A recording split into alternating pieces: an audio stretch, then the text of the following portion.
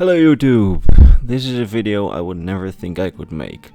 And basically I am tired as fuck, but I really want to make this video now.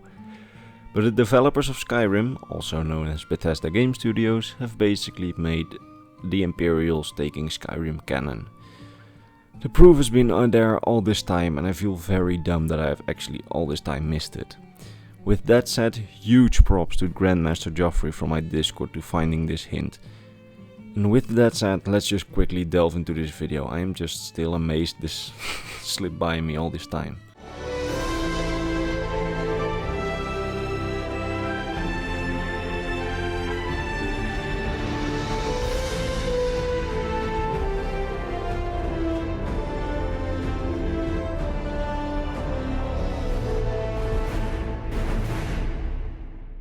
So you might think, whoa, wait a fucking minute. All this time it's been Imperials versus Stormcloaks. How will this end? And now suddenly you say that you have the answer? Yeah, I was surprised too. And I feel so dumb for making this video as the hint has been there all this time. All this time we were like, oh my, how will Bethesda solve the civil war in canon? It's just impossible for them to save themselves out of this, because either Skyrim is lost or Skyrim is regained by the Empire.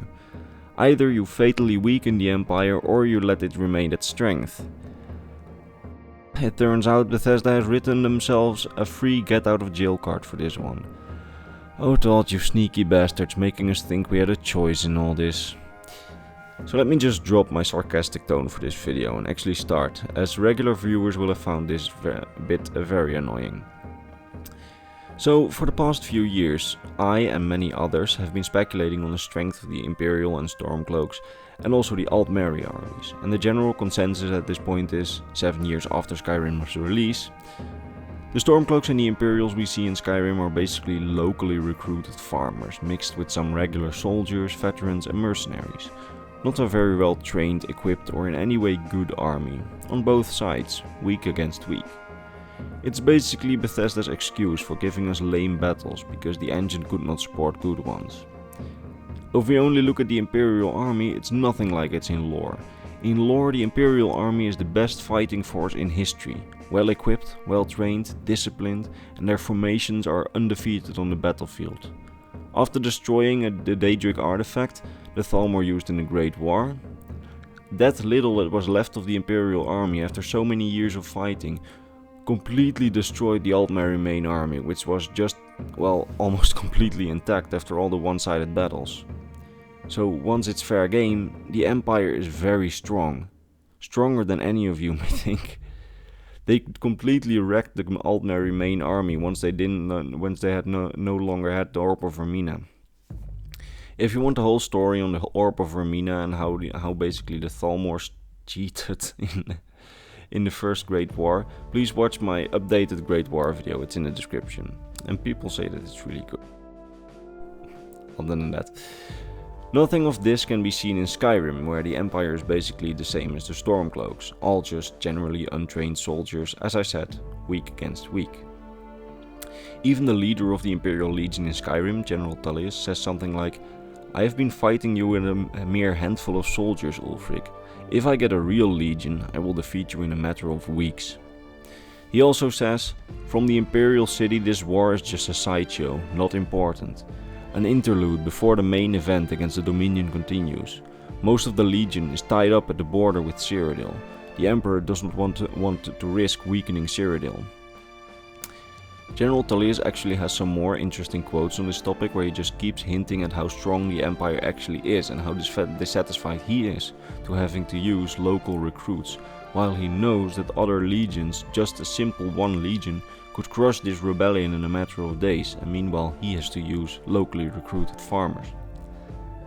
This whole situation I explained in multiple videos already, about how that force at the border, that's actually strong, with the Dominion, keeps the Dominion and the Empire even in terms of power, and thus prevents a second Great War. The Emperor knows this, and he will never, under no circumstances, make a move that will weaken the border. It's just how it is.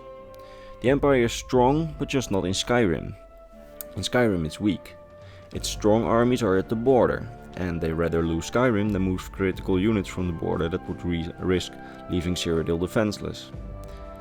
This makes for a Cold War-like state, in which both the Dominion and the Empire kind of fear for each other's might in case one of the sides attacks, and thus maybe one of them might lose. This causes for a very stable situation in Tamriel, where just both sides are too afraid to attack each other and thus don't attack. This is the general consensus from before, on the strengths of the armies. Now, there's something interesting here. If we follow this consensus, there will be players that free Skyrim from the Empire and the Empire won't be able to retake it, according to this theory. Because they have to keep their strong troops at the border and thus cannot take back Skyrim.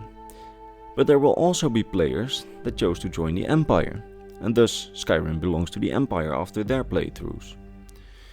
We were all thinking, oh boy, how will Bethesda do this in Elder Scrolls 6? Will they really just not tell us anything about it and just continue with another province? Will they determine a canon outcome for themselves, like the Imperials or the Stormcloaks, or will they just take the truce at High Hrothgar as canon? How will they do this? This has been on our minds for, well, the past 7 years, just like the murder of the Emperor in the Dark Brotherhood questline. But with the murder of the Emperor they had a get out of jail card too. Because the man is really old, like really old. We know that he's over 80 or maybe even 90 years old. They could say he died regardless that year and keep the circumstances vague. That some sources say an assassin and some sources they say a disease and some sources say just died of old age. And the players that kill the Dark Brotherhood do not kill the Night Mother, do not kill Cicero, do not kill Nazir. So the Dark Brotherhood is still alive, and a Dark Brotherhood Elder Scrolls 6 story is still possible. Basically a free get out of jail card for Bethesda to solve the entire Dark Brotherhood plot twists. But what if I told you there was a get out of jail card for the Civil War too, and our choices don't matter? The answer is all in one single note found in Skyrim. Well, 2 notes actually. When we go to the Fort Neugrad in Falkreath Hold, we first find a letter from the Imperial commander there that reads this. Legate, as ordered, I have assumed command of Fort Neugrad. Morale is low, and the ongoing chaos in Helgen has left our supply lines dangerously vulnerable. Pale Pass is all but closed, due to the avalanches in the mountains. We need more support. Our garrison will not withstand with another attack. See what they did there? They gave an excuse for Pale Pass, the road to Cyrodiil, being closed off to the player, due to an avalanche. Oh, such a shame you can't go to Cyrodiil anymore. Sorry player, you'll need to remain in Skyrim. Now, while it's very rare to have actually met a player who read this note, or cared about this note after reading it, there are even less people that realize that this note actually changes when the Dragonborn has taken the side of the Stormcloaks. Only when the Stormcloak side is chosen and they have taken over the fort from the Imperials with the help of the Dragonborn, there will be a new note that will replace this old note. And that note reads the following. Lord Ulfric, though we drove the Emperor's dogs from Fort Neugrad, they still nip at our heels. The chaos in Helgen is bad enough, but now I have word of a new Imperial force assembling in the south, ready to advance on our position as Pale Pass is clear. Send reinforcements, or all our gains will be for naught. This note is deep lore stuff. I mean, nearly nobody has ever read this note, because nobody after taking Fort Neugrad will even just go in there after you take it with the Stormcloaks, because, well, you think, well, objective complete, right? I have nothing more to do in there. I even had never read this, and I presumed I knew nearly everything in the game that gave info on the Empire. Now this note is the key to nearly everything. Pale Pass needs to be closed off for all players of all their playtime, because otherwise there is no excuse why Cyrodiil is not accessible. I mean, they have to somehow give an excuse for you only to be in Skyrim, because in real life you wouldn't be bound to one province, you would be able to go everywhere. But hey, an avalanche. Good excuse for you not to be able to go to Cyrodiil. So Pale Pass will be closed off, as long as the Dragonborn is around in Skyrim. For their entire playtime, that avalanche won't move. But apparently on the other side of the pass, on the other side of the snow, of all the snow blocking it off, the Empire is actually assembling a real legion to take back Skyrim once the pass is cleared. So after the player's playtime. So regardless of what you choose, Skyrim will be Imperial in Elder Scrolls 6. After your playtime, everything will be decided, because the Avalanche will have been cleared, and the Empire will just take back everything. I must say, there is actually something to say for another Discord user's theory: stop its draft time. On my Discord, that guy actually said, but what if this is an army not made for attack, but for defense against a Stormcloak attack on Cyrodiil? I must say that's a very fair point. The problem is, as I mentioned before, both Ulfric and the Empire know that they are currently fighting in Skyrim with farmers and other untrained and undisciplined men. Even one of the blacksmiths says something like, if you think the soldiers in Skyrim are dangerous, you're very wrong. I mean, the only reason that the Emperor sent General Tullius is because he's one of his best generals, and he would be able to win this war even with, well, not the Empire's finest. If the Empire would make clever use of the mountains separating Cyrodiil and Skyrim, they would not need an entire army at the border, just a couple of untrained soldiers and some catapults, and they would basically be able to wreck the Stormcloaks that would even try to cross the mountainous border.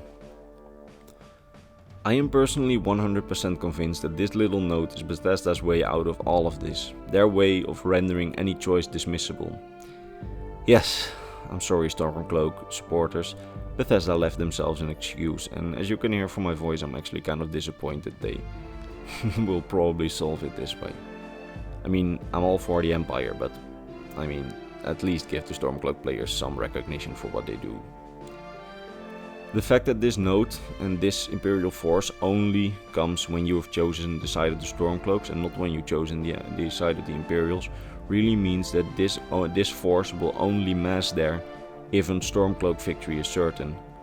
That force, that presumably according to Stormcloak intelligence will launch an attack on Skyrim once the Avalanche has cleared, will only come if you've chosen the Stormcloak side, and thus the Stormcloaks win over Skyrim.